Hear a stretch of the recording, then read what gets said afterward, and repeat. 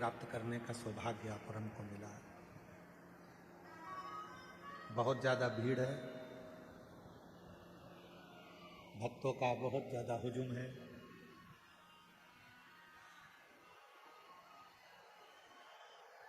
एक भक्ति और एक मुक्ति,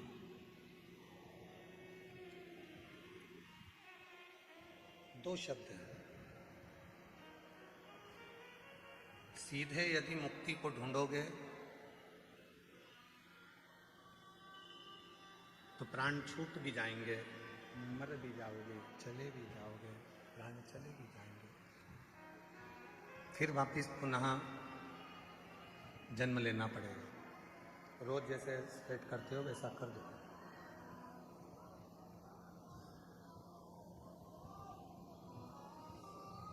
सीधे मुक्त होना, प्राण चले गए, शरीर चला गया, फिर वापिस जन्म लिया और जन्म लेकर फिर इस संसार सागर में आ गए।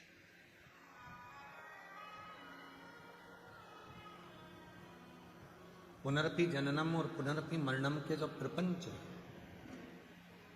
उसी संक्राल में यदि हम चल रहे हैं तो ये केवल मुक्ति का पथ नहीं हो सकता।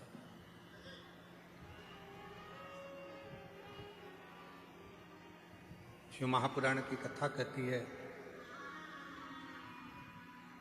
जब व्यक्ति के जीवन में भक्ति बढ़ती है, भक्ति का प्रवेश होता है और वो भक्ति इतनी अविरल हो जाती है, इतनी अविरल हो जाती है, तो परमात्मा को तुम्हें वापस भेजना नहीं होता।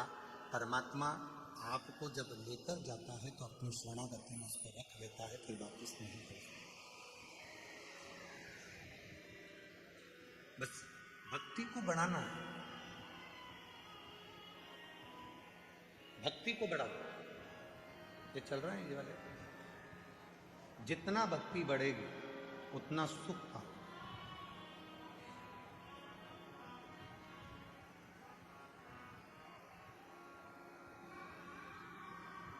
मकान लोन पर मिल सकता है,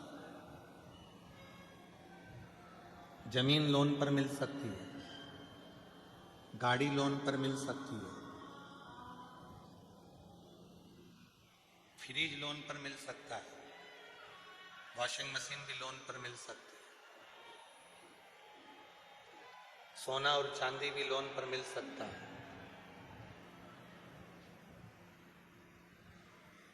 गाड़ी लोन पर मिल जाएगी, जमीन लोन पर मिल जाएगी, प्रॉपर्टी लोन पर मिल जाएगी, बंगला लोन पर मिल जाएगा, सब कुछ लोन पर मिल सकता है। पर एक भक्ति और दूसरी मुक्ति, ये कभी लोन पर नहीं मिलती। ये दोनों लोन पर नहीं मिलेगी, ना भक्ति लोन पर मिलेगी, ना मुक्ति लोन पर, दोनों में लोन नहीं मिलेगी। अपने को खुद स्वयं के प्रबलता से, स्वयं के भाव से भक्ति को प्रकट करना। और मैंने तेरे बाबा तेरे हवा बिच उड़ती जावांगी, बाबा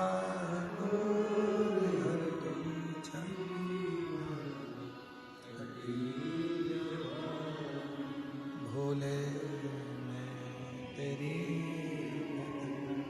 शंभू मैं तेरी हवा उड़ती जाऊंगी, बाबा तो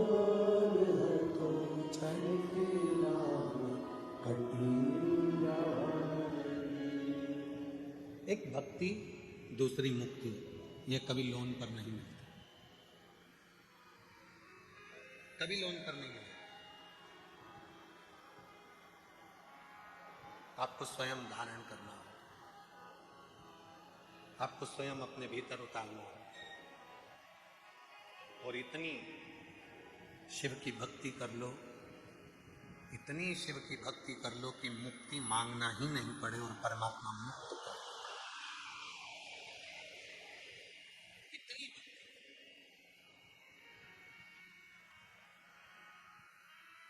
और इतनी जल्दी भक्ति मिलती भी नहीं है। चंदन का तिलक लगा लो और माला पहन लिए और सोचा कि भक्ति मिल गई तो नहीं मिलेगी, बहुत कठिन। मंदिर में जाकर बैठ गए और सोचा कि भक्ति मिल गई, बहुत कठिन। तीर्थ में जाकर बैठ गए और सोचा कि भक्ति मिल गई, नहीं मिल सकती। गंगा यमुना के तट पर जाकर बैठ गए और सोचा कि भक्ति मिल जाएगी, नहीं मिल सकती, नहीं मिल, इतनी जल्दी नहीं मिल सकती। बहुत परीक्षा लेता है वो, बहुत, तब जाकर भक्ति प्राप्त होती है।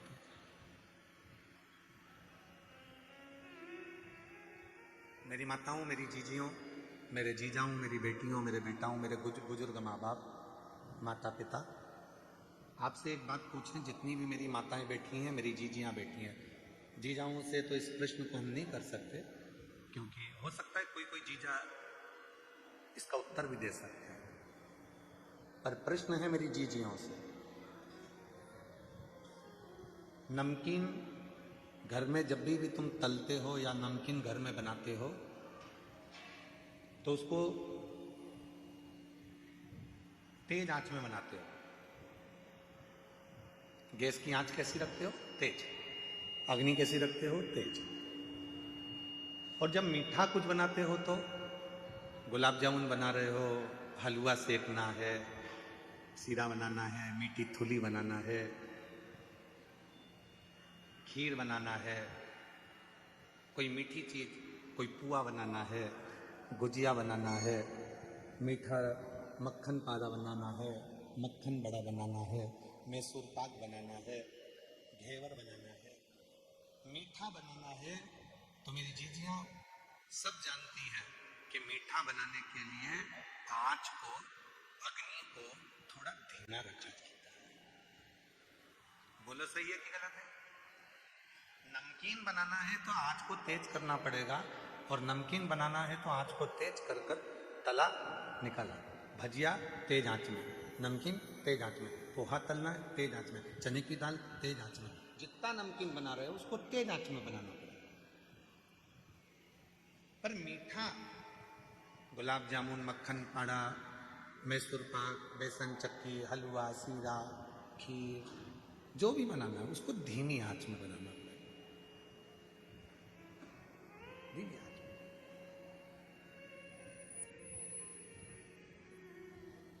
बस भक्ति भी वो मीठा है जिसको धीरे धीरे धीरे धीरे, जैसे आटे को सेको, धीरे धीरे सुगंध आने लगती है आटे के सिकने की, उसके बाद फिर वो हलवा तैयार हो जाता है, सीरा तैयार हो जाता है।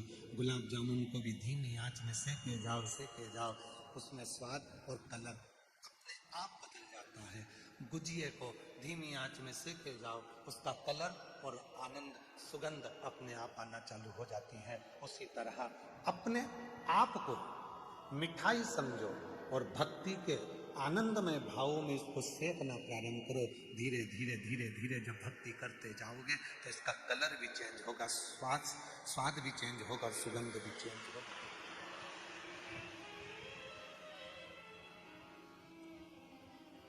ये चेंज होगा।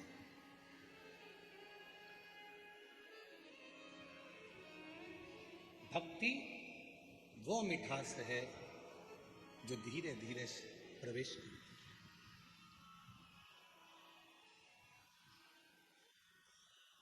राम जी ने किनके झूठे बेर खाए थे? जम के बोलो। शबरी। किनके घर गए थे? शबरी के घर। राम जी किनके घर गए थे? शबरी के घर। ये दुनिया के लोगों ने कहा कि राम जी शबरी के घर पर गए थे, पर सही मायने में अगर रामचरितमानस को पढ़ोगे,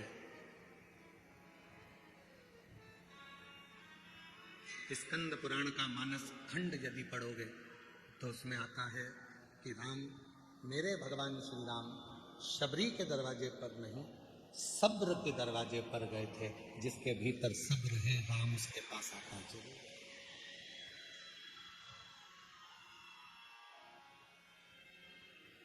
स्कंद पुराण का मानस खंड कहता है, गीता प्रेस गोरखपुर की स्कंद पुराण लेकर आओ, उसका मानस खंड पढ़ो।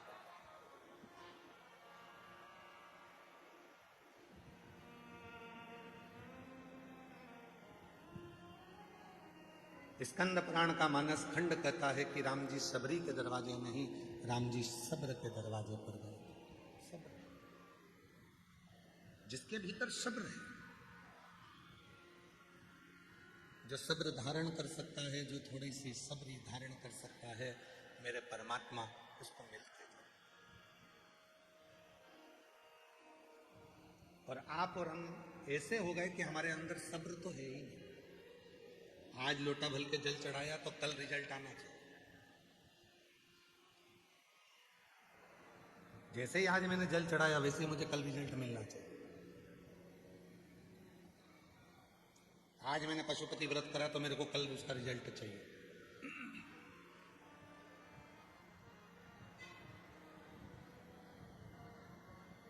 आज मैंने धतूरा चढ़ाया तो मुझे उसका रिजल्ट कल चाहिए। सब्र नहीं है। मेरी जीजियों, मेरे जीजाओं, मेरी बेटियों, बेटाओं, मेरे बुजुर्ग माता पिता, ध्यान देना, शबरी मैया ने कितना सब्र धारण कर कर रखा होगा कि मातंग बाबा कहकर गए हैं कि राम आएंगे, राम आएंगे। कितना सब्र धारण कर रहे हैं, कितना सब्र।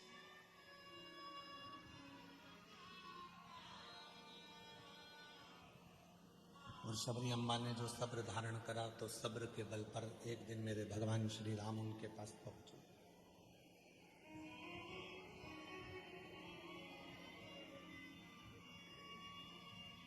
रोज झाड़ू लगाती थी, रोज रंगोली डालती थी, फूलों की सेज बिछाती थी, रोज प्रतिदिन भगवान का इंतजार करती थी, रोज।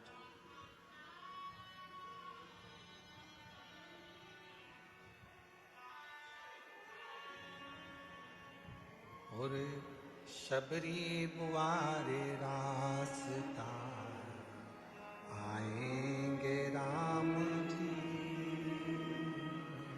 शबरी बुआरे रास्ता आएंगे राम जी, मेरा भी धन्य जीवन बनाएंगे राम,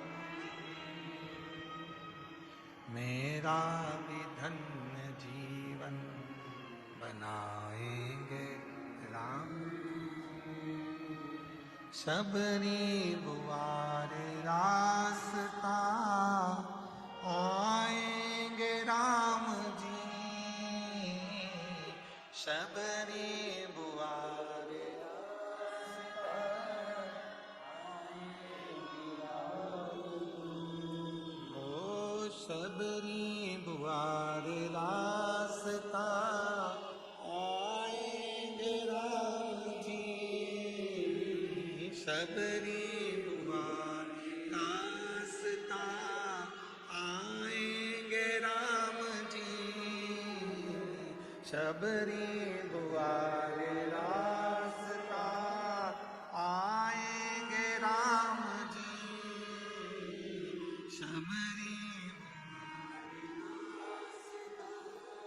आएंगे राम जी, मेरा भी धन्य जीवन बनाएंगे राम जी, मेरा भी धन्य जीवन बनाएंगे राम। शबरी रोज बुआरी लगाती, शबरी रोज झाड़ू लगाती, शबरी रोज बुआरी काटती, प्रतिदिन झाड़ू लगा रही है, प्रतिदिन बुआरी काट रही है, रोज सेज बिछा रही है, रोज परमात्मा को बुलाने का इंतजार कर रही है। सब्र रखो, थोड़ा सा, थोड़ा सा सब्र। पशुपति व्रत करा, थोड़ा सब्र। शिव जी पे 1 लोटा जल चढ़ाते हो रोज, थोड़ा सब्र। आज फुलेरा दूज पे बाबा को धतूरा चढ़ाया है, थोड़ा सब्र है, इंतजार करो। एक बच्चे को भी जन्म लेने में 9 महीने लगते हैं और तुम पशुपति व्रत करके सोचती हो कि बस अब भी हो जाए मेरा काम, अब भी। लोटा भर के जल चढ़ाने से तुम सोचती हो कि मेरा काम बस कल ही हो जाना चाहिए। एक बच्चा भी जन्म लेता है तो उसको 9 महीने लगते हैं। एक बीज को पृथ्वी में डालते हैं तो अंकुरित होने में 1 हफ्ता लग जाता है, 15 दिन लग जाते हैं, 1 महीना लग जाता है, 2 महीना लग जाता है, और तुम्हें तुरंत उसका फल चाहिए। तुरंत फल के चक्कर में तुम कहीं ना कहीं किसी ना किसी बाबा जोगी के चक्कर में पड़ जाओगे और आडंबर में फंस जाओगे और तुम्हारी जिंदगी बर्बाद कर लो। आज की दुनिया के पास में सब्र नहीं है, इसलिए 10 बाबाओं को ढूंढते फिरते हैं। बाबा जी तुम हमारा काम कर देना, बाबा जी तुम हमारा काम कर देना। मैं 2 दिन में काम हो जाएगा, मैं 1 दिन में काम हो जाएगा, मैं 15 दिन में काम हो जाएगा। अगर ऐसा ही काम 2 दिन में 5 दिन में होता रहता तो बाबा खुद का काम कर लेता। सब्र रखना पड़ेगा। मैजिक नहीं है कि चुटकी बजाई और काम हो गया। थोड़ा सा कुछ उठाकर फेंक दिया और तुम्हारा काम, ना ना ना, ये मैजिक नहीं। इंतजार करो, थोड़ा प्रतीक्षा करो, थोड़ी सब्र रखो। शिरडी साईं बाबा के दर्शन के लिए जाते हो तो वहां 2 चीजें लिखी रहती है, श्रद्धा, दूसरी सबूरी, सब्र। जितना सब्र रखोगे उतना उतना तुम्हारे जीवन को सुख प्राप्त हो। हम सब्र ही नहीं रख पा रहे। हमने बोला और हमारा काम होना चाहिए, हमने बोला ऐसा होना तो होना, शिव जी को जल चढ़ाया हमारा काम होना तो होना, हमने भगवान से प्रार्थना करी ऐसा होना तो होना। सब्र। आज धतूरा चढ़ाया तुम लोगों ने, सबने, पूरा भारत, पूरा विश्व आज शिव जी को धतूरा चढ़ा रहा है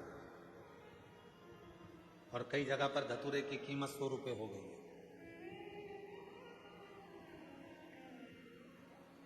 वो तो सोशल मीडिया पे चल रहा है कि भोपाल, इंदौर, नरसिंहपुर, ग्वालियर, आगरा, कानपुर, लखनऊ, धतूरे की कीमत 100 रुपये, 150 रुपये, 60 रुपये, 70 रुपये, 300 रुपये तक धतूरा बिक रहा है।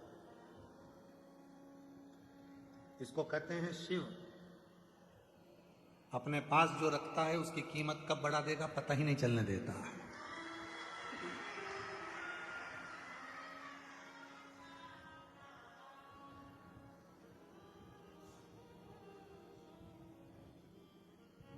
आज आप लोगों ने हल्दी लगाकर धतूरा चढ़ाया है, शिव जी को प्रार्थना करी है, निवेदन करा है, विनती करी है, विनय करा है, बाबा को अपने मन की बात कही है। थोड़ा इंतजार करना, थोड़ी प्रतीक्षा करना, थोड़ी प्रतीक्षा करना, थोड़ा इंतजार करना। इस धतूरे का फल आपको मिलेगा जरूर। बाबा खाली नहीं करेगा, भर कर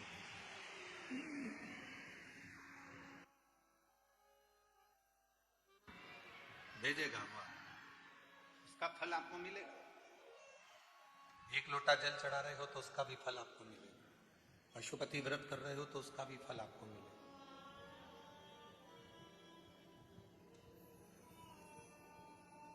खाली न जाता कोई दर से तुम्हारे, खाली न जाता कोई दर से तुम्हारे, मैं भी खड़ी हूँ नन्ही बाहें पसारे, अपने हृदय लगा लो, गिरा जा रहा हो, उठा भोले अपने दर से अब तो नाटा, गिरी जा रही हूँ उठा। उसका फल आपको प्राप्त मिलेगा। सब्र रखना, इंतजार करना।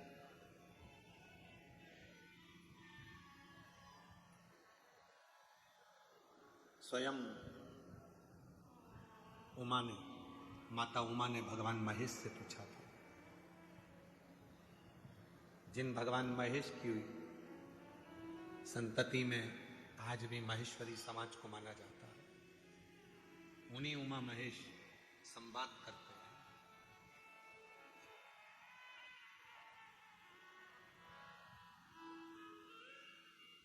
उन्हीं उमा महेश माता उमा ने महेश भगवान से पूछा, शिव जी से पूछा,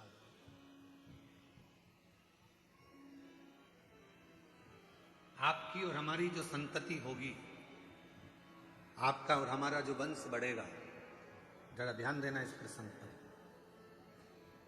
सब अपने व्यापार में, सब अपने व्यवसाय में, सब अपनी नौकरी में, सर्विस में व्यस्त हो जाएंगे कलिकाल में।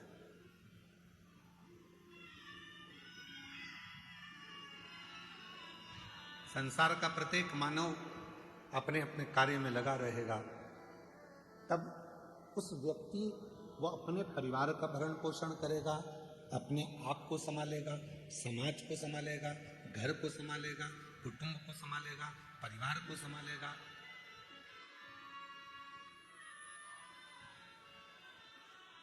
हो सकता है वो आपको भूल जाए, हो सकता है वो आपका स्मरण ना कर पाए, तब आप उस जीव को मुक्त कैसे करेंगे, उसके कार्य को सफलता कैसे देंगे, उसको फलित कैसे करेंगे? भगवान महेश ने मां उमा को जो कहा वो आपकी जिंदगी में उतार कर रखा।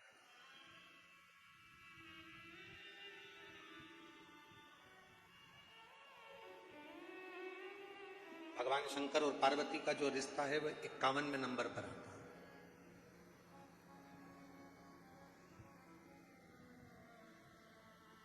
माता सती और शिव जी का जो विवाह है वो 49वें नंबर पर। 50वें नंबर में बीच में सती और पार्वती के बीच में एक भगवान शिव और माता पार्वती का, सती का प्रागट्य एक और हुआ है, जिसमें माता पार्वती जी कोयल बनी हैं और भगवान देवाधिदेव महादेव नीलकंठ बने हैं। ये बीच में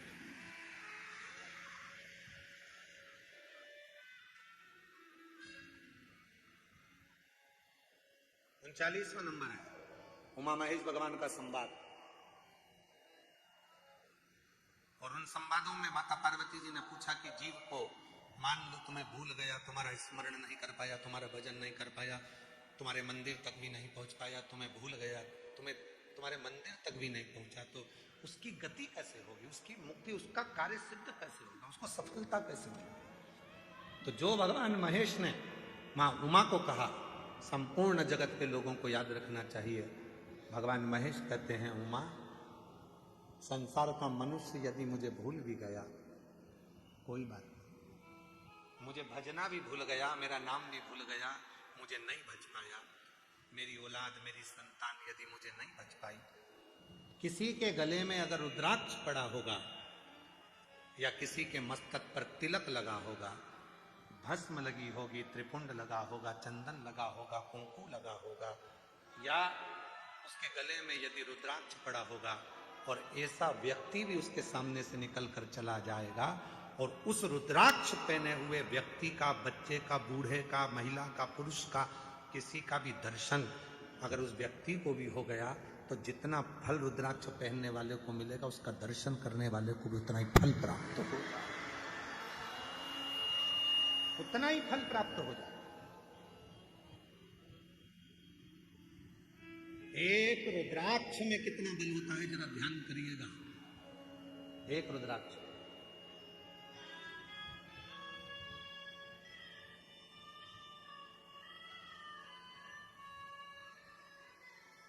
63 नैनार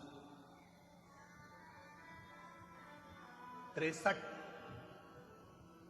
शिव भक्त तमिल में हुए 63। उसमें से एक थे भक्तंगित प्रति, जिनका नाम था भक्तंगित प्रति। 63 भक्तों में से शंकर भगवान के 63 शिव भक्तों में से एक भक्त थे भक्तंगित प्रति।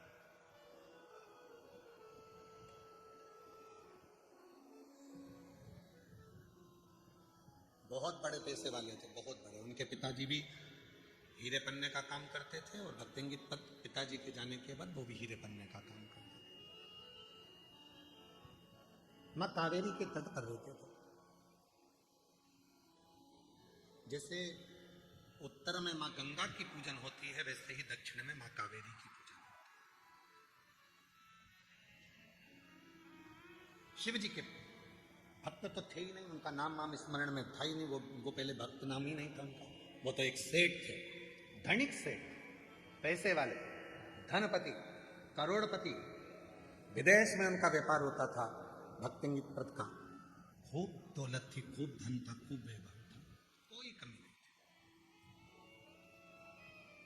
उन्होंने अपनी जिंदगी में शिवालय भी नहीं गए, पर एक नियम उन्होंने अपने जीवन में बनाया था, मां कावेरी का स्नान करना, मां कावेरी का दर्शन करना और मां कावेरी के स्नान कर अपने घर आना और अपने व्यापार में लग जाना। अब जो लोग कहते हैं कि हमें दुकान से फुर्सत नहीं मिलती, हमें व्यापार से फुर्सत नहीं मिलती, हमें पढ़ाई से फुर्सत नहीं मिलती, हमें नौकरी से फुर्सत नहीं मिलती, उनके लिए सबसे अच्छी कथा है भक्तंगित प्रत की। 63 नैनारों में से, शिव संप्रदाय के सुंदर भक्तों में से, तमिल के 63 भक्तों में से एक भक्त है, एक भक्त भक्तंगित प्रत।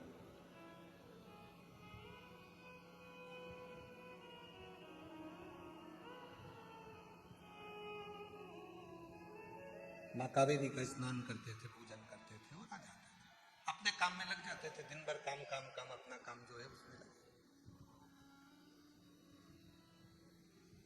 धर्म पत्नी थे, औलाद नहीं थी, संतान नहीं। सारी दुनिया के जितने भी वेद थे, डॉक्टर थे, सबको दिखाया गया, वेदों को दिखाया। अब पैसा की कमी तो थी नहीं, फिर भी उनके घर में औलाद का सुख नहीं आया भक्तंगित प्रत के। और जब भक्तंगित प्रत के घर में जब संतान नहीं हुई तो उन्होंने विचार कर लिया कि ये दौलत, ये हीरे, ये जवाहरात, ये धन, ये दौलत किस काम। अब व्यापार करूंगा पर मेरा व्यापार मैं नहीं संभालूंगा, मेरे नौकर संभालेंगे, सेवक संभालेंगे और अपन तो अपनी बस घर में आराम करेंगे, वही की वही करेंगे। धर्मपत्नी का नाम था वसुमती। वसुमती ने एक दिन पूछा अपने स्वामी से कि तुम आजकल दुकान पर नहीं जाते, व्यापार नहीं करते, विदेश यात्रा नहीं कर रहे हो, हीरा जवाहरत बेचने के लिए नहीं जा रहे हो। भक्तंगित प्रत ने कहा कि मुझे अब जाने की जरूरत नहीं है, अब नहीं जाऊंगा। किसके लिए कमाऊंगा? जब औलाद ही नहीं है तो फिर कमाना क्या? अब नहीं जाऊंगा, अब नहीं जाऊंगा मैं, अब मुझे जाना ही नहीं। फिर भी धर्मपत्नी वसुमती ने उनको धीरे धीरे धीरे धीरे काम पर भेजा। एक दिन की बात थी, भगवान शिव करुणा कैसे करते हैं वो देखिए, कृपा कैसे करते हैं। आज कावेरी का स्नान कर कर जब आ रहे थे, एक कोई शिव भक्त, गले में रुद्राक्ष लाल धागा था और एक रुद्राक्ष लटक रहा था उसमें। उस रुद्राक्ष के आगे आगे झूलने से उस भक्तंगित प्रद के नेत्र चले गए और उसने उस शिव भक्त के चेहरे का दर्शन कर लिया। कई लोग कहते हैं सीवर वाले गुरुजी कोई कथा,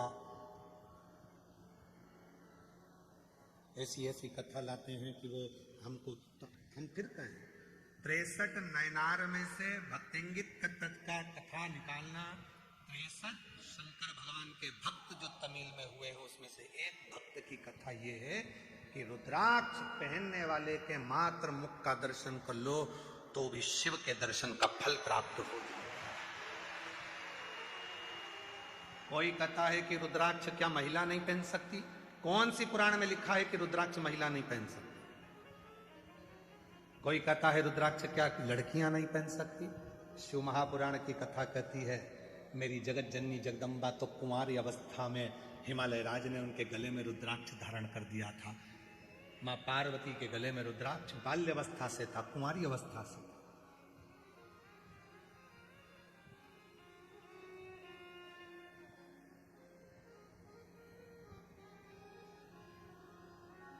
रुद्राक्ष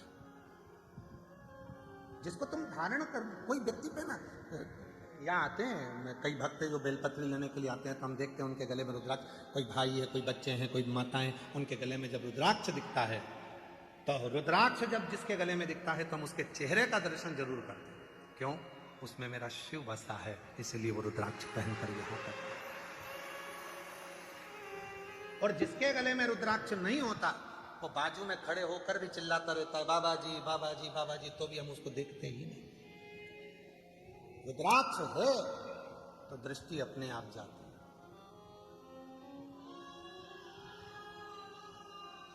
टीसी, ट्रेन का जो टीसी होता है, टिकट काटने वाला होता है, तुम टिकट लेकर बैठोगे तो तुम्हारे पास वो टीसी आएगा ही नहीं।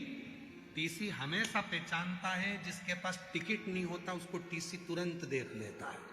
यही है। अच्छा, उसके पास में कोई जड़ी बूटी तो है नहीं, उसके पास कोई जादू भी नहीं है कि वो तुम्हारे बिना टिकट को तुरंत पहचान लेता है। उसको वो निगाह से पहचान जाता है, उसके हाव भाव से पहचान जाता है कि इसके पास में टिकट है और इसके पास में टिकट नहीं है। बस टीसी उसके मन के रूपों से समझ जाता है। उसी तरह शिव का भक्त आपके गले में अगर रुद्राक्ष होगा तो आपका केवल उस गले का कंठ देखकर, आपका हाव भाव देखकर समझ जाएगा कि इसने रुद्राक्ष धारण कर रखा है, तो दृष्टि चली जाए।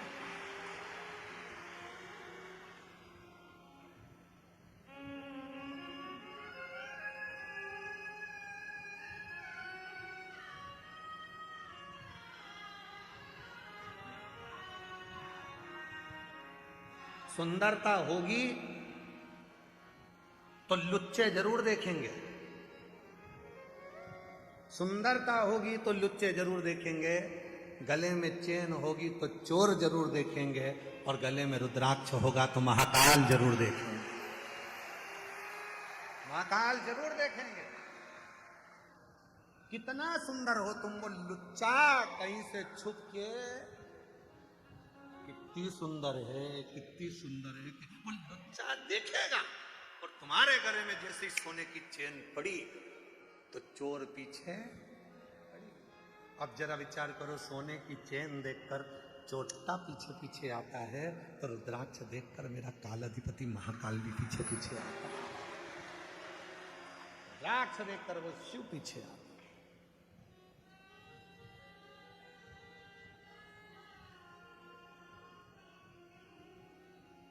नैन लड़े त्रिपुरारी से मैं उनकी,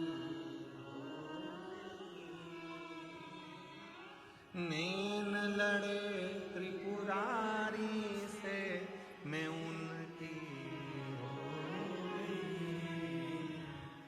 मेरे नैनन बरसे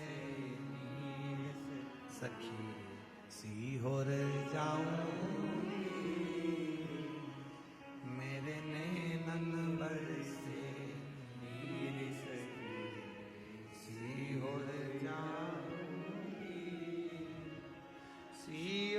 जाऊंगी कुबरेश्वर जाऊंगी, सीहोर जाऊंगी कुबरेश्वर जाऊंगी, मेरे नैनन बरसे सीहोर जाऊंगी, मेरे नैनन बरसे सखी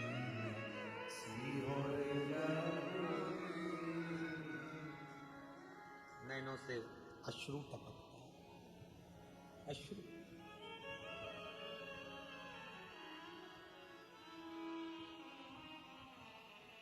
कल दो माताएं बात कर रही थी दरवाजे के बाहर बैठकर, अंदर आवाज आ रही थी, दोनों ना जाने कहां से आई थी पता नहीं। अरे 2028 में सिंहस्थ भरा रहा उज्जैन को, अपन तो 15 दिन पहले आ जाएंगे। दूसरी बोली 15 दिन पहले क्यों?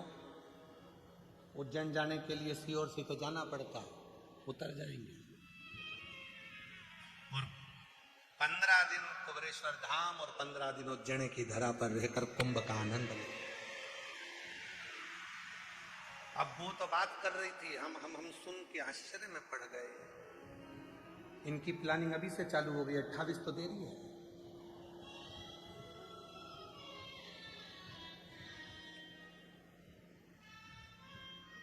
शिव को भजो, रुद्राक्ष यदि गले में है तो मेरा महाकाल, मेरा शिव देखना, शंकर देखना।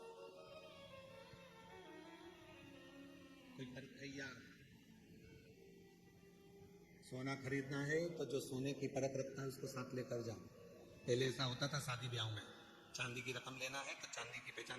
एक जिज्जी तुम हमारे साथ चलना हो, तुम अच्छे से देख लेती हो कि कौन सी साड़ी अच्छी है, बहू को चढ़ावे में देना है, बेटी की शादी में देना है, तो तुमको ज्यादा परख है। जिसको कपड़े की परख है उसे कपड़े में ले गए, जिसको सोने की परख थी उसको सोने में ले गए, जिसको इलेक्ट्रॉनिक सामान की परख है तो मामा जी से कह दो कि वो आएंगे तो फ्रिज देख ले कौन सा लेना है, क्योंकि उनको ज्यादा अंदाजा है।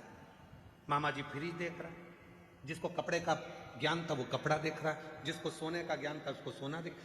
सोने की परख वाले को सोना लेने जाओ तो साथ ले जाओ, कपड़े की परख वाले को कपड़ा लेने जाओ तो साथ ले जाओ, इलेक्ट्रॉनिक सामान की परख वाले को इलेक्ट्रॉनिक सामान लेने जाओ तो साथ ले जाओ, लकड़ी की परख करने वाले को लकड़ी की पहचान वाले को लेकर जाओ। उसी तरह यदि भोलेनाथ से मिलना है तो किसी भोले के भगत के साथ रम जाओ तो वो आप शिव से मिला, उसके साथ रमना पड़ेगा। रमना से मतलब है भजन करना पड़ेगा, स्मरण करना पड़ेगा, संकीर्तन करना पड़ेगा, मंत्र जाप करना पड़ेगा, स्मरण करना पड़ेगा। और कोई तुमसे कह दे कि तुम अपना घर छोड़कर मेरे साथ सन्यासी बन जाओ, तुम अपना घर छोड़कर साधु बन जाओ, तुम अपना घर छोड़कर तपस्वी बन जाओ, तुम अपना घर छोड़कर गंगा के तट पर जाकर बैठ जाओ, उससे कह देना सीहोर वाले महाराज ने मना करा है, हम ना सन्यासी बनेंगे, हम ना तपस्वी बनेंगे और ना हम कहीं जाकर बैठेंगे। हम सीहोर वाला बाबा कहता है कहीं मत जाओ, अपने घर में रहो और उस परमात्मा को याद करते रहो, तुम्हारा घर ही तुम्हारा गंगा का तट बन जाए। कहां भटकना, कहां जाना, क्यों भटकना हमको यहां से?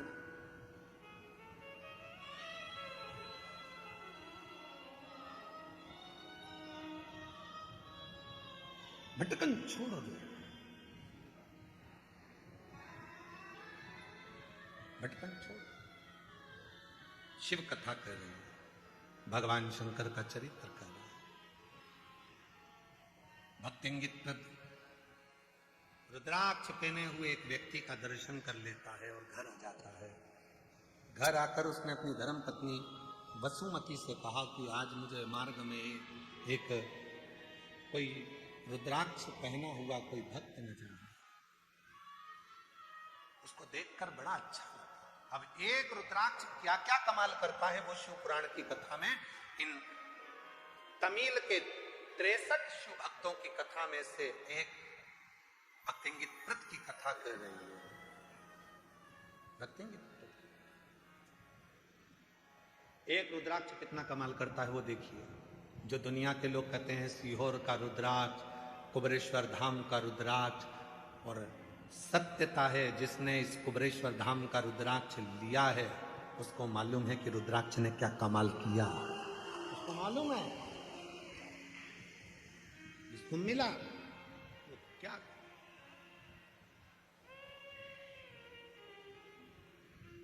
विचार किया। अब वो रुद्राक्ष ने अपना कमाल करना चालू करा। भक्तिंगित प्रत कभी शिव के मंदिर नहीं जाता था, कभी सत्संग में नहीं जाता था। उस रुद्राक्ष के पहने हुए व्यक्ति का मुख का दर्शन करा और फिर भक्तिंगित प्रत दूसरे दिन कावेरी का स्नान कर आ रहे थे, कानों में सूचना मिली कि पास में कोई संत प्रवचन दे रहा है। पहुंच और रुद्राक्ष खींच लाए। जहां पहुंचे वहां पर एक त्रिपुंड लगाया हुआ सन्यासी संत गले में रुद्राक्ष की माला पहना हुआ शिव महापुराण की कथा कर रहा था। भक्तिंगित प्रद वहीं बैठ गए और बैठकर कथा को सुनते रहे। मन लग गया। एक रुद्राक्ष ने उसको एक ऋषि के पास भेज दिया, ऋषि ने उसको कथा सुनाकर शिव के पास भेज दिया। अब तो भक्तिंगित प्रद घर पहुंचा तो अपनी धर्म पत्नी से बोला, कल से तू भी कथा में चल। धर्म पत्नी भी स्नान करती है, पूजन करती है, कावेरी का स्नान कर कर संत के प्रवचन में शिव पुराण सुनने के लिए बैठ जाती है।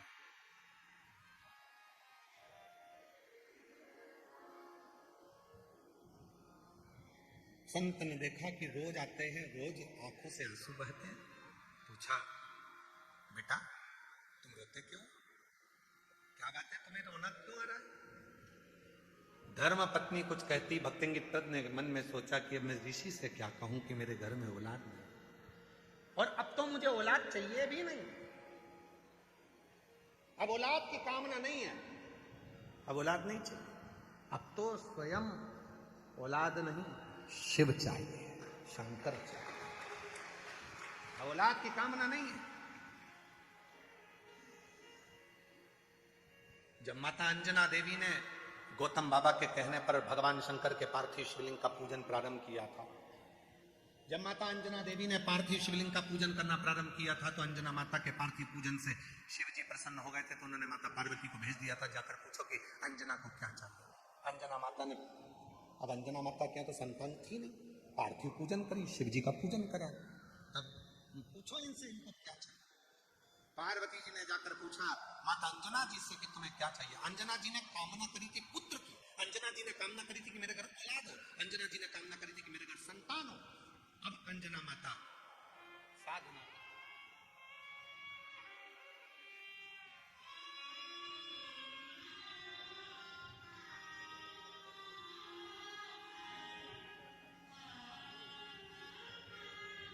एक बार स्वामी जी के लिए जोरदार ताली बजाकर साधुवाद, जिन्होंने अपना कीमती समय रुद्राक्ष महोत्सव के इस पवित्र अवसर पर।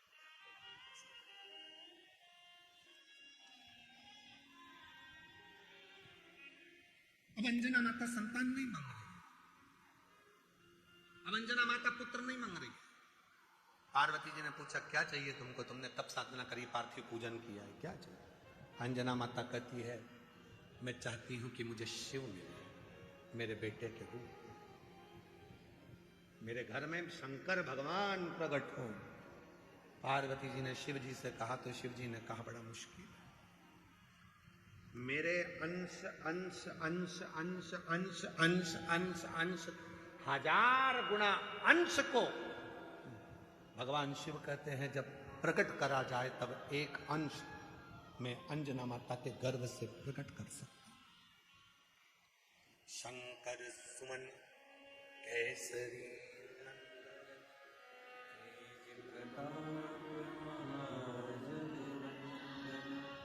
विद्यामान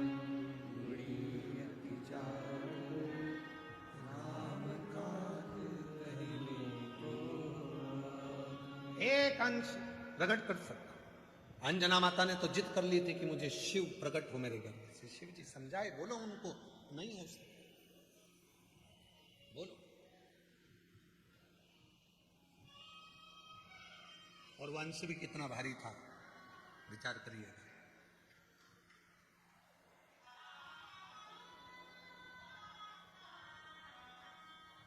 जब कई लोग कह देते हैं ना कि हमारे शरीर में शंकर जी आ रहे, तो मन तो करता है कि इनको विष का कटोरा दे दो। फिर कोई कहता है कि हमारे शरीर में हनुमान जी आ रहे, शरीर में हनुमान जी। अरे रामचरितमानस में लिखा है, बाली और सुग्रीव की कथा। बाली को वर था, जो तेरे सामने युद्ध करने के लिए आएगा उसका आधा बल तेरे शरीर में आ जाएगा। बोलो सही है कि गलत है? आधा बल उसका तेरे शरीर में आएगा। ये बाली को वचन था, वर था।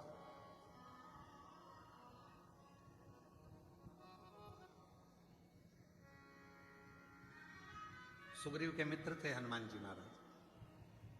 सुग्रीव चाहता तो हनुमान जी को भेज देता, हनुमान जी से बोला भी था, हनुमान जी नहीं गए। हनुमान जी ने कहा मैं चले गया और मुझे इसने देख लिया तो मेरे शरीर का आधा बल इसको चले जाएगा, तो ये फट जाएगा बीच में से। आधा बल तो जाने तो एक अंश बल मेरा चले गया तो शरीर ही नहीं रहेगा, नसें सब फट कर रक्त निकलने लगेगा।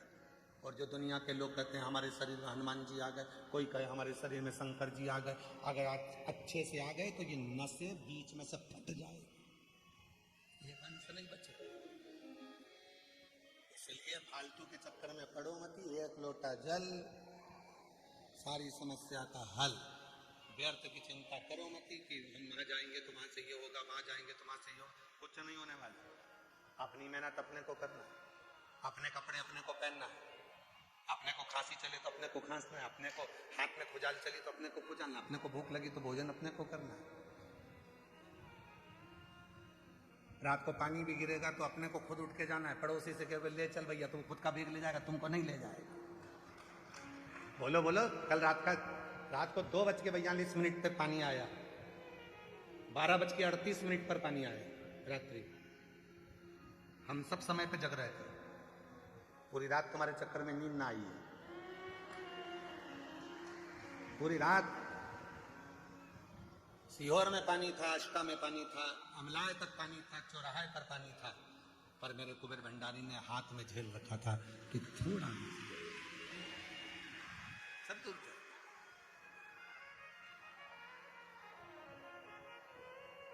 आया थोड़ा बहुत आया तो हम सुन रहे थे, बेग तुम्हारा बेग तुम्हें उठाना है, अपना बोझा अपने को ही उठाना। इसलिए सामान उतना लेके आओ कुबेरेश्वर धाम पे जितनी तुम्हारी जरूरत हो। अब लेके ढेर सारा आगे ले जाना भी उतने, और ऊपर बच्चा था तो बाजार में घूम के देव जरा एक फोटो दे दो, एक गुच्छा दे दो, बंदरवाल दे दो, सामान इतना इकट्ठा। और ऊपर से जितने भी भक्त आए तो कोई ने टॉफी बांटी, कोई ने बिस्कुट बांटा, और तुम बैग में और पूरा बैग भरचक। क्योंकि घर जाएंगे तो बच्चे पूछेंगे दादी क्या लाई, ले टॉफी, ले बिस्कुट।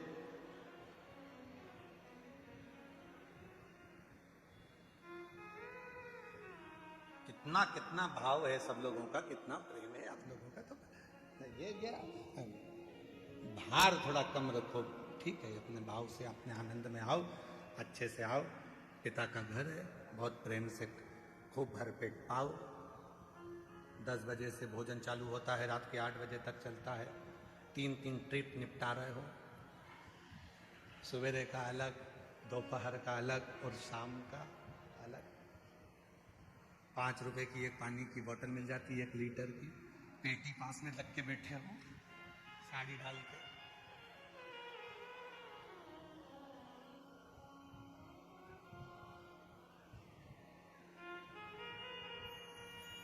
कितना प्रसन्नता, कितनी प्रसन्नता, शिव शिव है। तो ये विचार भक्तेंगित प्रत के मन में आ गया, और भक्तेंगित प्रत पत्नी को लेकर गया। वसुमती ने कथा सुनी, मन लग गया कथा में। अब संतान में नहीं मांग रहे हैं भक्तेंगित प्रत, अब औलाद नहीं मांग रहे हैं, अब उन्हें संतान नहीं चाहिए, अब शिव चाहिए। जो तू मिल गया तो सारा जहां मिल गया, जो तू मिल गया तो सारा जहां मिल गया। बस वो मिल जाए तो फिर दुनिया की क्या कमी, क्या कमी। हमने पहले भी कहा, कई लोग कहते हैं सीहोर वाले महाराज के यहाँ से बिठले सेवा समिति द्वारा क्या सीहोर में जाते हैं चंदा लेने के लिए, या रसीद कटती है, या कोई गांव में जाते हैं। गांव में भी किसी के घर जाकर कभी नहीं कहते कि 1 किलो गेहूं देना, कि चावल देना, या किसी के दरवाजे पर जाकर नहीं कहते, क्योंकि मेरा कुबेर भंडारी तुम्हारे भंडार भरता है और तुम खुद उस भंडार को लाकर भरते हो, तो क्यों किसी के। फिर कहेंगे बिठले सेवा समिति कुबेरेश्वर धाम सीहोर वाले महाराज के यहाँ से किसी के गांव में ना रसीद जाती है कटने के लिए, ना किसी के यहाँ मांगने के लिए कोई जाता है, ना किसी के दरवाजे पर कभी कोई पहुंचा। और तुम्हारे यहाँ अगर कोई रसीद लेकर आए, कोई कहे, तो उसका जवाब तुम खुद दो। पार्किंग भी विटलेश सेवा समिति की 85 एकड़ की पार्किंग रखी, वो निःशुल्क रखी, भोजन निःशुल्क रखा, पानी का केवल 5 रुपए शुल्क इसलिए रखा कि पानी की बोतल को तुम व्यर्थ ना फेंको, कम से कम 5 रुपए की कीमत समझो, इसलिए 5 रुपए। नलों में आरओ के पानी चल रहे हैं, सब फ्री, शौचालय फ्री, शौचालय में भी कोई आपको 1 रुपया नहीं मांग सकता, शौचालय फ्री, चिकित्सा फ्री, सब फ्री। यहाँ प्रेम से बस बाबा के धाम आए हो, श्री शिवाय नमस्तुभ्यम जपो, भजो, पिता से बात करो, बाबा से अपने मन की बात कहकर अपने घर को जाओ, ये और कुछ नहीं। अब हमको चाहिए तो शिव चाहिए, जो तू मिल गया तो पूरा जहां मिल गया, पूरा जहां। अब मैं औलाद मंग भी लूंगी तो क्या करूंगी मांगकर, तुम मेरे पुत्र के रूप में रहो, तुम मेरे बेटे बन जाओ। दोनों प्रवचन सुन रहे थे, संत प्रवचन दे रहे थे, भक्तिंगित प्रत ने संत से जाकर निवेदन करा कि मैं पहले औलाद के लिए, बच्चे के लिए, पुत्र के लिए आंखों से आंसू बहाता था, अब मुझे पुत्र नहीं, अब मुझे ये बताओ कि मेरा शिव प्राप्त कैसे होगा। संत ने मुस्कुराकर कहा, शिव को पाना बहुत कठिन है, इसलिए एक काम कर, जिसके गले में रुद्राक्ष पड़ा हो, मस्तक पर भस्म लगी हो, तिलक लगा हो, उसकी तू सेवा करना चालू कर दे।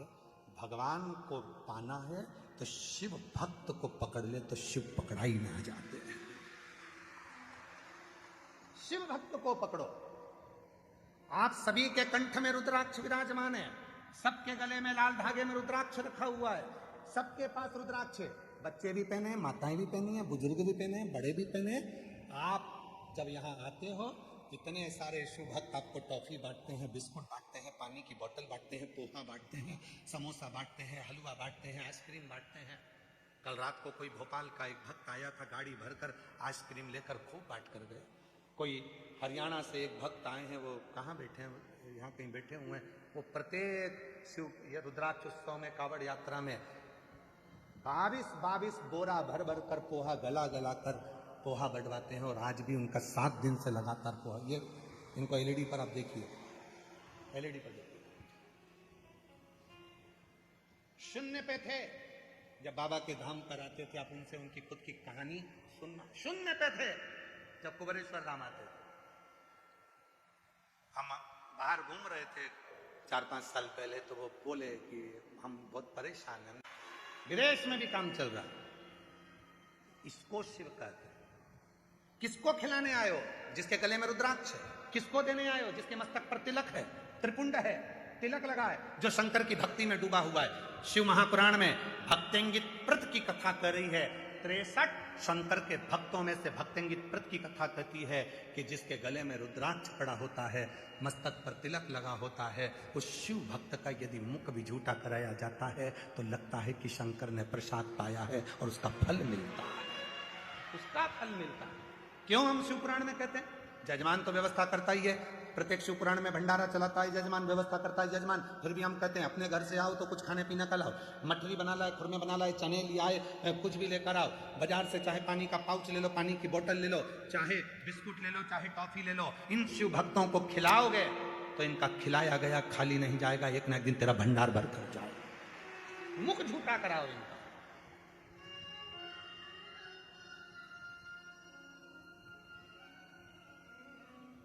वो खाली नहीं जाने देते।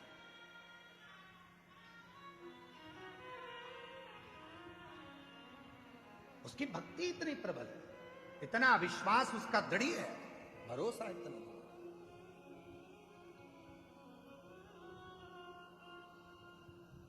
उसके आश्रित होकर कुछ मत कर। भक्तिंगित प्रत शिव की आराधना करना है तो शंकर के भक्त की साधना कर। वो आ जाए तो उसकी सेवा कर ले, मुख झूठा करा दे, पानी पिला दे, उसके लिए कुछ बिछोना बिछा।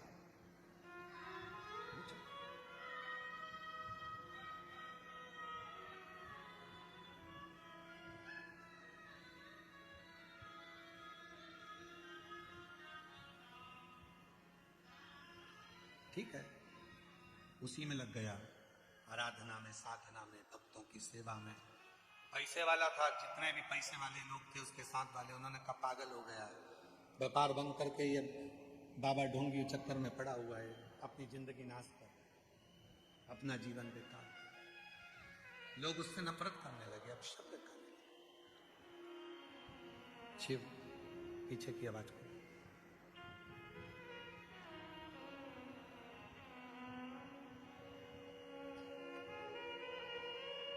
और धीमा बजाओ भोलानाथ।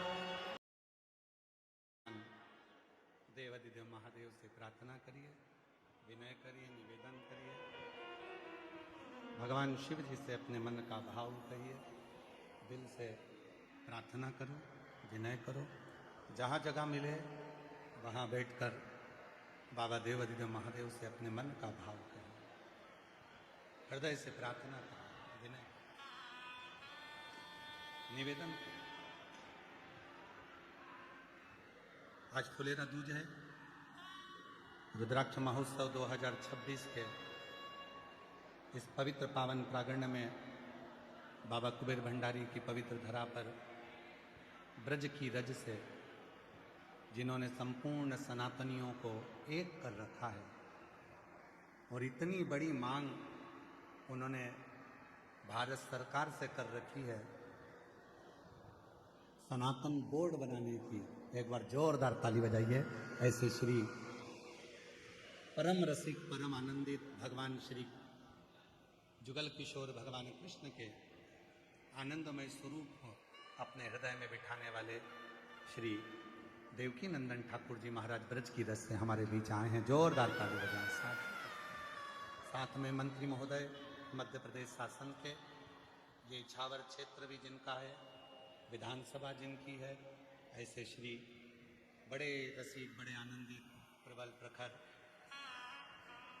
और ऊर्जावान मंत्री मध्य प्रदेश शासन से श्री करण सिंह जी वर्मा जी हमारे बीच में है। एक बार जोरदार उनका ताली बजाकर साधुवाद। साथ में हमारे सन्नी भैया महाजन जी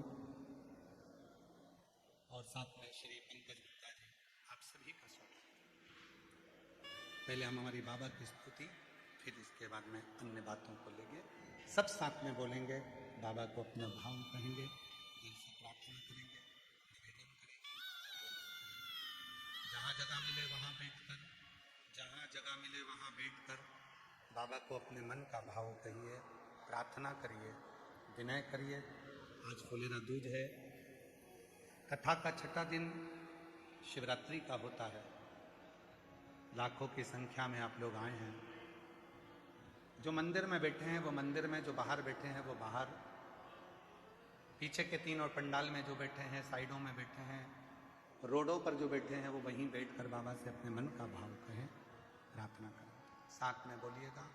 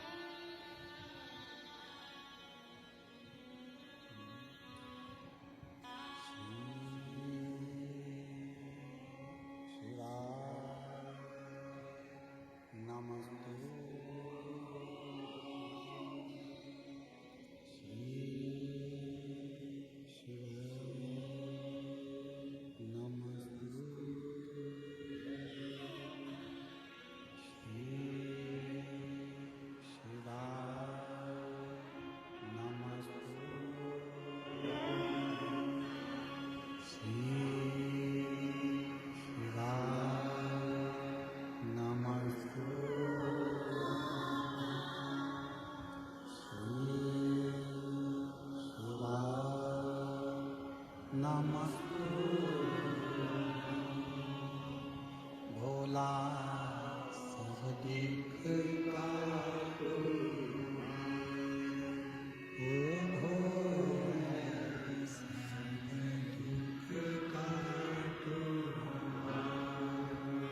शिव शंकर तेरी माला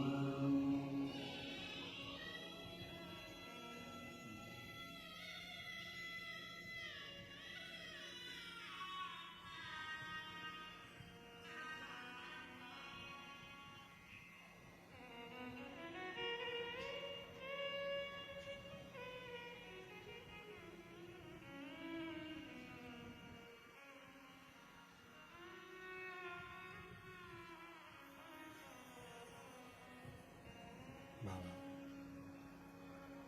देव महादेव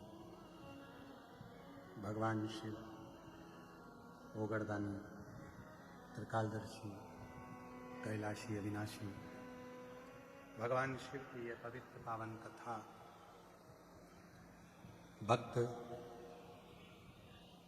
भक्तिंगित प्रत की ये पवित्र चरित्र चल रहा है।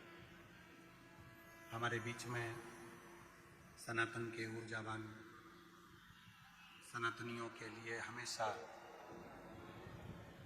एक तरफा अपना वाणी का बल रखकर सनातन को जोड़ने का और सनातन को ऊर्जा देने का जो कार्य कर रहे हैं। जैसे राम जन्मभूमि पर विधर्मियों ने अपना हक जमा रखा था, वैसे ही भगवान कृष्ण की जन्मभूमि पर भी उन्होंने अपना हक जमा रखा है। उन भगवान कृष्ण की जन्मभूमि को उन विधर्मियों से मुक्त करने के लिए श्री देवकीनंदन ठाकुर जी कार्य कर रहे हैं।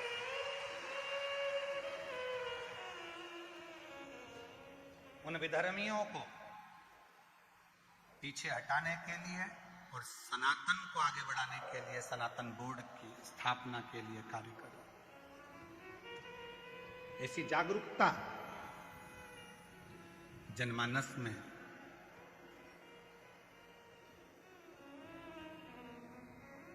बड़े बड़े क्रिकेट के बहुत बड़े बड़े स्वरूप क्रिकेट खेलते हैं, पर जो नए बच्चे हैं, सनातनी बच्चे हैं, जो सनातन बेटे बेटियां हैं, उनको उस क्रिकेट में पहुंचने का मौका नहीं मिलता। उन सनातनियों के बेटा बेटियों को जागरूक कर कर क्रिकेट के माध्यम से सनातन प्रीमियर लीग SPL का एक आयोजन आपके द्वारा हमारे मध्य प्रदेश में भी 12 से 15 मार्च के बीच हो रहा है। एक बार जोरदार ताली बजाएं। पूरा इंदौर और पूरा मध्य प्रदेश इस दिव्य आयोजन में सम्मिलित हो और जनमानस में एक सनातन के लिए सनातन प्रीमियर लीग के माध्यम से सनातन बेटा बेटियों को एक जागरूकता हो, ये कार्य कर रहा है। मैं पुनः मध्य पधारे हैं, आपकी सुमधुर वाणी से जनमानस को दो शब्द मिले और बड़ा आनंद से करतल ध्वनि के साथ पूज्य श्री देवकीनंदन ठाकुर जी महाराज, जिन्होंने अपनी श्रीमद् भागवत कथा के माध्यम से पूरे संपूर्ण विश्व में आज जितने भी हाथों में नव युवक बेटा बेटियां जो हाथ में माला रखते हैं, भगवान कृष्ण का जप करते हैं, वो आप ही की प्रेरणा दी हुई है, जो सनातन के एक एक बेटे बेटियों के गले में आपको कंठ में माला मिलती है। मैं पुनः निवेदन करूंगा आपके दो शब्दों से संपूर्ण ये शिव भक्तों को लाभान्वित हो और अपना आनंदमय भाव यहाँ जो ब्रज की धरा से आया है वो प्राप्त हो। पुनः एक बार करतल ध्वनि के साथ जोरदार ताली बजाएं श्री देवकीनंदन ठाकुर जी महाराज ब्रज से।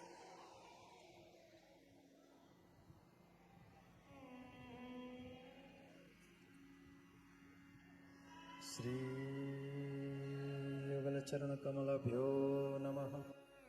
श्री गुरुदेवाय नमः। श्रीमते निम्बारकाचार्य नमो नमः।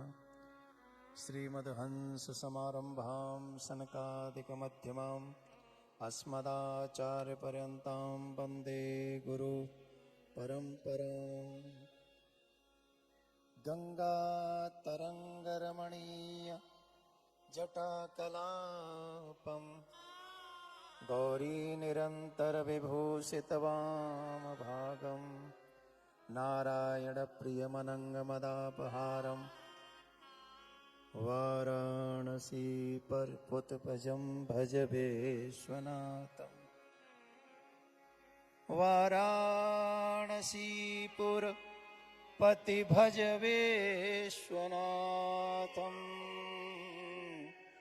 वाराणसीपुरपतिं भज विश्वनाथम्। आज कुबेरेश्वर धाम में आकर ऐसा लग ही नहीं रहा कि हम भोपाल और इंदौर के मध्य में हैं।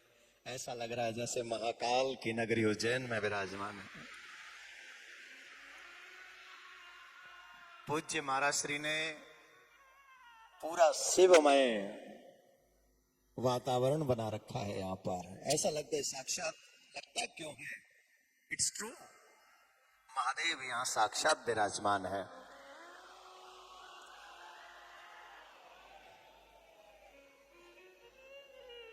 हमको लगता है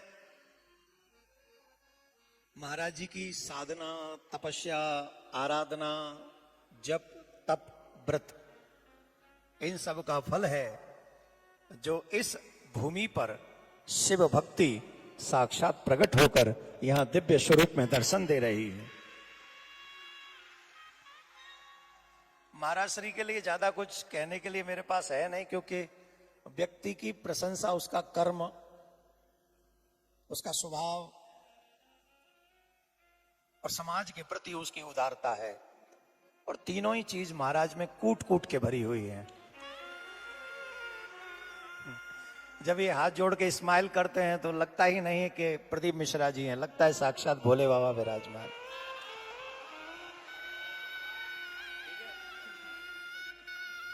अच्छा देखो, पुत्र ऐसा होना चाहिए। मैं पूछ रहा हूं ठीक है? बोले हाँ एकदम सही कहा आपने।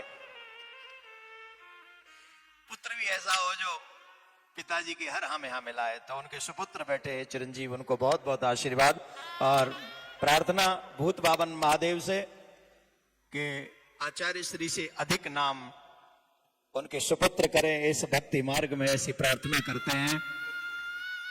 जितने भी युवा बैठे हैं यहाँ पर एक बात कह देना चाहता हूं। कितने भी मित्र बना लो, कितने भी फ्रेंड बना लो, जो बनाना है बना डालो। सब चाहते हैं कि तुम सक्सेस हो, लेकिन ये चाहते हैं कि तुम उनसे थोड़े कम सक्सेस हो। इस पृथ्वी पर अगर कोई है तो वो पिता है, जो चाहता है कि तुम उससे ज्यादा सक्सेस हो, उससे ज्यादा सफल हो। तो चिरंजीव का बहुत भाग्य है, ऐसे पिता उनको मिले हैं और ऐसे संस्कार कि हम जब यहाँ आए तो हमने इशारा भी किया पर वो इशारा देखा ही नहीं, नीचे बैठ गए। ये पिता के दिए हुए संस्कार संतान में है। तो दोनों पिता पुत्र ही इस धर्म संस्था को आगे बढ़ा रहे हैं। बहुत बहुत धन्यवाद है। और यहाँ से जो लोग इस हाईवे से निकले और कुबेश्वर महादेव के दर्शन न करें तो समझ लेना उनका इन हाईवे से जाना सफल नहीं हुआ है। यहाँ से निकलना मतलब है महादेव के दर्शन करना है, इस पावन पवित्र भूमि को नमन करना है। मुझे तो अभी जाना था सीधे वृंदावन। 23 तारीख से ब्रज की होली प्रारंभ हो रही है प्रिया कांजो के मंदिर में, लेकिन महाराज जी का स्पेशल आज्ञा थी, कुछ भी हो जाए इस बार आपको वहां आना ही है। हमने कहा आचार्यों की आज्ञा का उल्लंघन नहीं करना चाहिए, एनी हाउ आज्ञा का पालन करना है, इसलिए मैं यहाँ आया हूं। पर ऐसे आनंद नहीं आए, इतनी बड़ी संख्या और आप लोग ऐसे बैठे हो जैसे अभी खाने को कुछ मिला नहीं।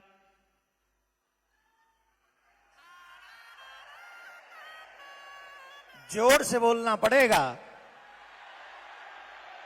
और जोर से बोलना पड़ेगा।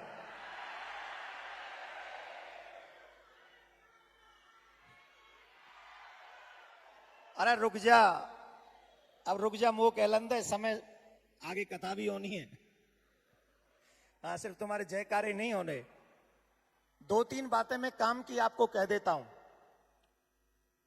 पूज्य महाराज श्री कथा के माध्यम से, शिव पुराण के माध्यम से घर कैसे चलना चाहिए ये बताते हैं।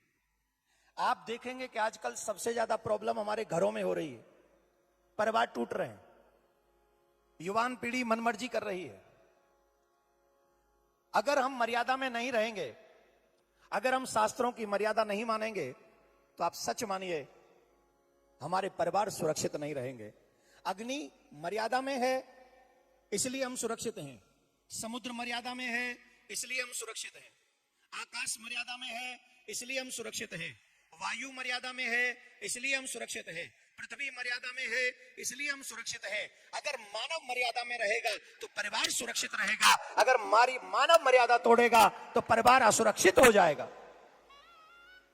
आज हमारे बच्चों को रामायण गीता का बिल्कुल भी ज्ञान नहीं है। महाराज श्री ने बात की अभी कृष्ण भूमि की। कृष्ण भूमि का मतलब क्या है? यहां पर बैठे हुए महादेव के अनुयायी स्वयं महादेव भी वृंदावन में गोपेश्वर महादेव बनकर बैठे हुए हैं। आप जाके दर्शन कीजिए। हमारे ब्रज में तो 5 जगह महादेव बैठे हुए हैं। नंदगांव में नंदीश्वर, कामा में कामेश्वर, मथुरा में भूतेश्वर, वृंदावन में गोपेश्वर और गोवर्धन में चकलेश्वर। 5 स्वर हैं हमारे ब्रज में। 5 जगह पे महादेव विराजमान है। किसके लिए विराजमान है? भगवान श्री कृष्ण के लिए विराजमान है। लेकिन वो भगवान श्री कृष्ण का मंदिर विधर्मियों ने तोड़ा और जामा मस्जिद सीढ़ी के नीचे गाड़ दी उस छवि को आगरा में। अगर आप शिव भक्त हैं, अगर आप कृष्ण भक्त हैं, अगर आप राम भक्त हैं, तो ईमानदारी से बताइए क्या हमारा दिल इसे स्वीकार करेगा? स्वीकार करेगा? तो वहां राम मंदिर की तरह कृष्ण मंदिर बनना चाहिए कि नहीं? जोर से बोलो, बनना चाहिए कि नहीं? कौन कौन चाहता है बनना चाहिए? जरा जोर से।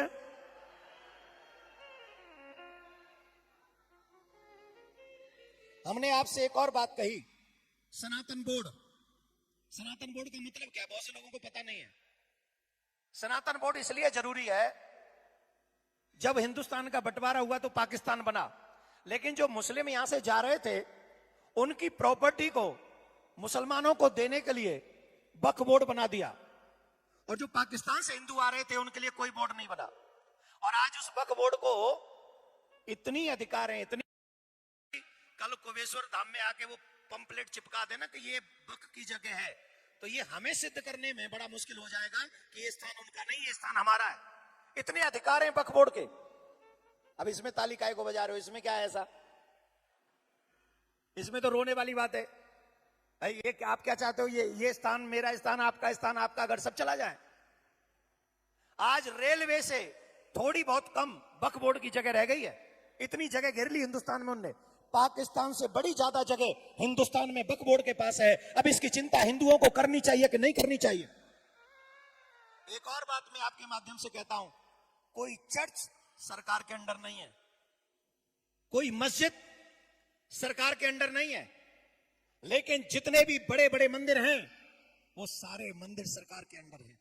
आपका महाकाल भी है, महाकाल भी मंदिर सरकार के अंडर है, बांके बिहारी मंदिर सरकार के अंडर जा रहा है, तिरुपति बालाजी मंदिर सरकार के अंडर है।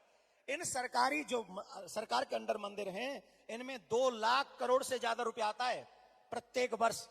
2 लाख करोड़। अगर वो पैसा सनातन बोर्ड बनाकर दे दिया जाए तो हम गारंटी से कहते हैं गौ आपको सड़क पे नहीं दिखेगी। इतनी गौशालाएं बना सकता है वो पैसा।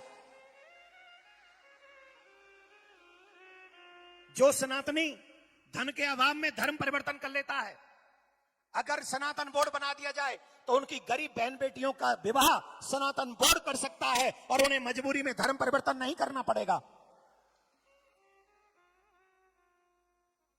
आजकल सबसे बड़ी प्रॉब्लम क्या है जानते हो? Modern education.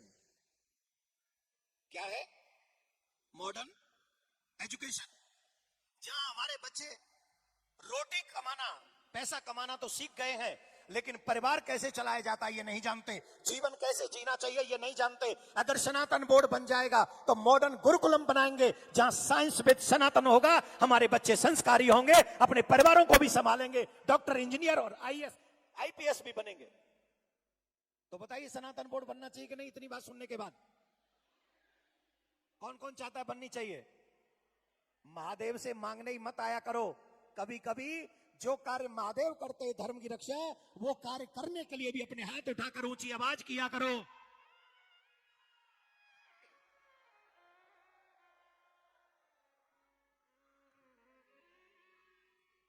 तो सनातन बोर्ड बनना चाहिए।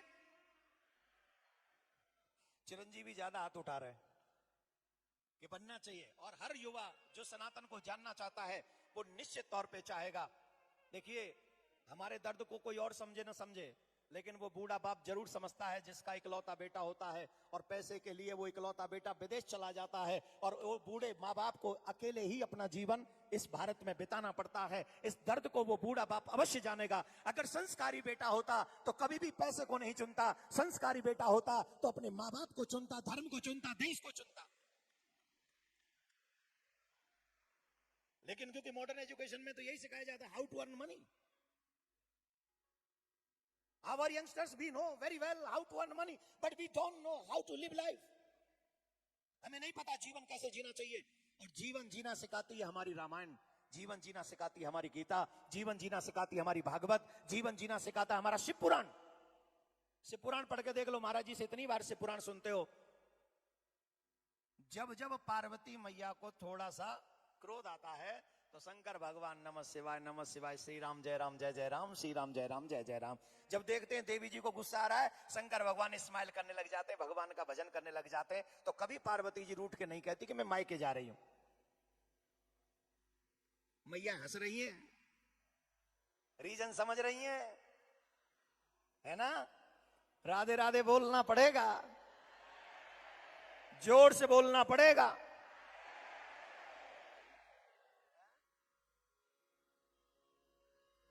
अभी मुझे बता रहे कि इंदौर में ऐसा कांड हुआ है, जो 1 महीने तक लाशें सड़ती रही थी, जिनके बच्चे विदेश में थे, अमेरिका में थे उनके बच्चे। बताइए, तो ये बात माननी पड़ेगी। मैं I am not against of money, पैसे के अगेंस्ट नहीं हूं, पैसा सबको चाहिए, लेकिन पैसे के साथ पहले माँ बाप चाहिए, पहले परिवार चाहिए, पहले घर सुरक्षित चाहिए। इन्हीं सब योजनाओं को, क्योंकि यंगस्टर्स को सिर्फ पैसे से मतलब है, तो इन सब योजनाओं को देखते हुए हमारे मन में विचार आया, जिसकी चर्चा भी महाराज जी ने की, सनातन प्रीमियर लीग। युवा बच्चों को, गांव से आए हुए बच्चों को एक ऐसा मंच दिया जाए जहां वो क्रिकेट भी खेल सके, जहां वो पैसा भी कमा सके। प्रत्येक व्यक्ति को जो मैन ऑफ द मैच होगा ना, उसे 21,000 रुपए मिलेंगे, जीतने वाली टीम को 31 लाख मिलेंगे, और जो सेकंड रनअप रह जाएगी उसे 15 लाख मिलेंगे, मैन ऑफ द सीरीज को कार मिलेगी। तो बताइए, इनाम में कमी छोड़ी है? कोई कमी छोड़ी है? आपको पैसा भी मिलेगा, इनाम भी मिलेगा, और एक बात, साथ में महाराज श्री के आशीर्वाद भी आपको मिलेंगे। अनेक संत वहां पधार रहे हैं, शंकराचार्य भगवान पधार रहे हैं, और पूज्य महाराज श्री भी वहां पधार रहे हैं। ये स्माइल कर रहे हैं, इन्होंने अपनी कथा लगा रखी है, पर मैंने इनको कह दिया है गिव एंड टेक सिस्टम है। मैं यहां आया हूं, आपको इंदौर में आना पड़ेगा, तो महाराज जी वहां आने वाले हैं। तो महाराज जी आएंगे तो कौन कौन आएगा मैच देखने? देखो, चिरंजीव तो वहीं रहेंगे हमारे साथ चारों दिन, 12, 13, 14, 15 मार्च, इनको तो हम वहीं रखने वाले हैं। और महाराज श्री के भी दर्शन होंगे, अनेक संतों के भी दर्शन होंगे, लेकिन मेन पर्पज है उस क्रिकेट मैच के माध्यम से उनको मंच देना और गरीब बहन बेटियों की सहायता करना, उनको पढ़ाई में, उनके रोग के इलाज में, उनके जो एसिड अटैक है उनकी सहायता करना। ये मेन पर्पज है उस सनातन प्रीमियर लीग का। तो बताइए, सनातन में सबसे बड़ा काम क्या है? परहित सरिस धर्म नहीं भाई, पर पीड़ा सम नहीं अदमाई। तो परोपकाराय पुण्याय पापाय पर पीड़नम। हमारे सारे पुराण ये कहते हैं परोपकार करो। शंकर भगवान ने ही सबसे बड़ा परोपकार किया, देवताओं को अमृत मिल जाए इसके लिए भगवान ने विष पान कर लिया। किया कि नहीं? किया कि नहीं? किया कि नहीं? तुमने क्या किया? हमने दूसरों को विष दे दिया, दूसरे का अमृत हमने ले लिया। घर में लड़ाई कब होती है? जब हमें अमृत की चाह हो जाए, और अपने बट का विष भी, विष माने अपमान, क्रोध, ईर्ष्या, जलन, ये हम दूसरों को देने लग जाएं, यही विष है। जिस दिन इस विष का पान आप करने लग जाएंगे और अपने परिवारी जनों को अमृत देने लग जाएंगे, हम विश्वास से कहते हैं उस दिन आप भी शिव हो जाएंगे। उसी दिन शिव आप हो जाएंगे और आपका घर कैलाश पर्वत हो जाएगा। राधे राधे बोलना पड़ेगा। अच्छा, यहां राधे राधे बोलने वाले हैं कि नहीं? नमः पार्वती पतये, राधे राधे। तो आप सबसे हमारा एक निवेदन है, अपने बच्चों को धर्म का संस्कार दो। अगर पैसा उनके भाग्य में है तो अपने आप कमा लेंगे, अगर उनके भाग्य में पैसा नहीं है तो कितना भी देते रहो, काम आने वाला। तो सबसे पहले क्या दे? संस्कार। कैसे? जो शंकर भगवान ने गणेश जी को और कार्तिकेय जी को दिए। धर्म के लिए लड़ना, चाहे राम हो चाहे कृष्ण हो, किसके लिए आते हैं? ये पेट भरने के लिए नहीं आते, अपना नाम कमाने के लिए नहीं आते, तो किसके लिए आते हैं? धर्म की रक्षा करने के लिए आते हैं। भगवान श्री कृष्ण गीता में कहते हैं, यदा यदा हि धर्मस्य ग्लानिर्भवति भारत अभ्युत्थानम् अधर्मस्य तदात्मानं सृजाम्यहम् परित्राणाय साधूनां विनाशाय च दुष्कृताम् धर्म संस्थापनार्थाय संभवामि। संभवामि। भगवान किसके लिए अवतार लेते हैं? धर्म की। किसके लिए? धर्म की। तो जो भगवान धर्म की रक्षा के लिए अवतार लेते, तो हमें भी धर्म की रक्षा करनी चाहिए कि नहीं करनी चाहिए? करनी चाहिए कि नहीं करनी चाहिए? करनी चाहिए कि नहीं करनी चाहिए? तो कम से कम अपने बच्चों को, आने वाली जनरेशन को उतना ज्ञान दे दो धर्म का जितना आपको अभी है। उस ज्ञान को दिए बिना अपने प्राण मत छोड़ना। मंदिर बनाना बहुत आसान है, लेकिन आने वाली पीढ़ी भी तुम्हारे उसी मंदिर में घी के दिए जलाती रहे, ऐसा गुण, ऐसा संस्कार अपने बच्चों को देके जाओगे, तभी समझना कि तुमने धर्म की रक्षा की है। यह बहुत ज्यादा जरूरी है, बहुत ज्यादा जरूरी है।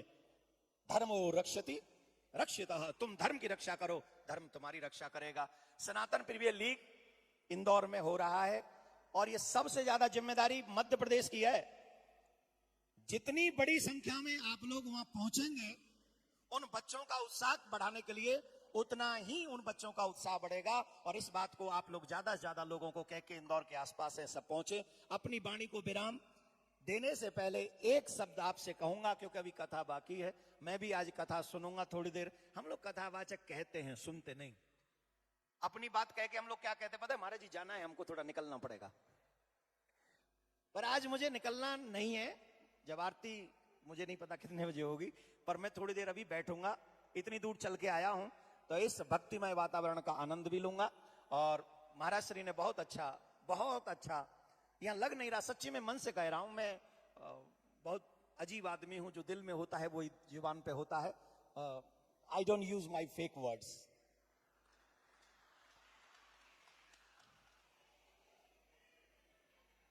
कई लोग होते हैं ना, मंच पे गए तो कुछ ना कुछ कहना ही पड़ेगा, लेकिन मैं वैसा नहीं हूं। मैं सच कह रहा हूं कि मुझे यहां कर ऐसा लग रहा है जैसे भूत भावन भोलेनाथ अपने पूरे परिवार के साथ कुबेश्वर धाम में विराजमान। बहुत बहुत आनंद आया। अब महाराज जी नहीं भी बुलाएंगे तो अगली बार जब भी यहां से निकलूंगा, इनको बिना बताए भी यहां आके दर्शन करके, इस भूमि को नमन करके मैं जाया करूंगा। ऐसा मेरा मन है। आप सबसे एक ही निवेदन है, प्लीज सेव योर रिलीजन। अपने धर्म को बचाओ। धर्म के मुख्य लक्ष्य हैं गौ हत्या बंद होनी चाहिए। धर्म के मुख्य लक्ष्य हैं गंगा जमुना सुरक्षित होनी चाहिए। धर्म के मुख्य लक्ष्य हैं हमारी बहन बेटी सुरक्षित होनी चाहिए। धर्म के मुख्य लक्ष्य हैं हमारे बच्चे संस्कारी होने चाहिए। माथे पे तिलक, गले में कंठी, हाथ में कलावा, बड़ों का सम्मान, शास्त्रों का ज्ञान, यही है सच्चे सनातनी की पहचान। जय से बोलना पड़ेगा, जय श्री राम, जय श्री राम, जय श्री राम। बहुत बहुत नमन। मैंने बहुत ज्यादा समय ले लिया है, उसके लिए क्षमा। बहुत सुंदर भाव पूज्य श्री देवकीनंदन ठाकुर जी महाराज जी के ब्रजधरा से स्वयं कृष्ण का ही भाव लेकर आप यहाँ पहुँचे और अपने मुखाग्रविंद से जो जनमानस को, युवान पीढ़ी को जागरूक कर रहे हैं, उसके लिए बहुत बहुत साधुवाद। बीच में श्री देवन खेड़ी सरकार पधारे हैं, उनको भी नमन करता हूँ। नगर पालिका अध्यक्ष महोदय पधारे, उनको नमन। कचौरी भैया को मिला।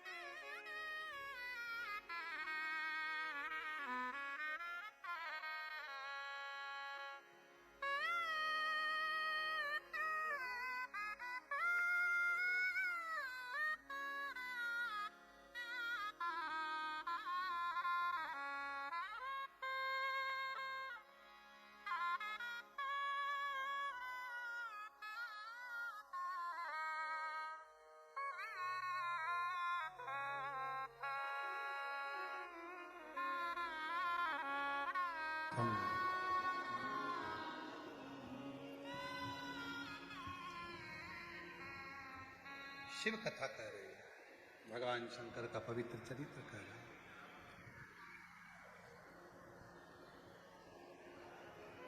भक्तिंगित प्रद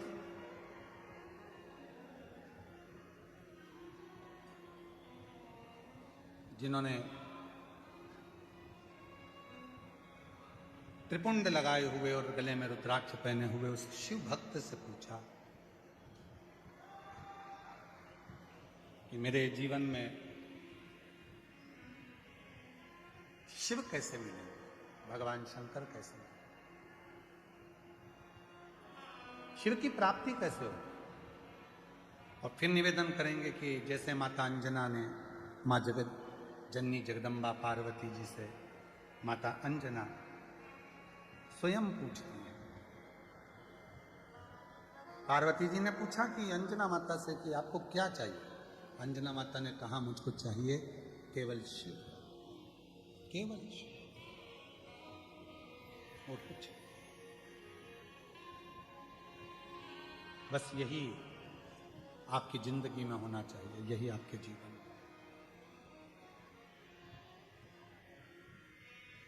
जब तुम मिल गए तो पूरा जहां मिल गया।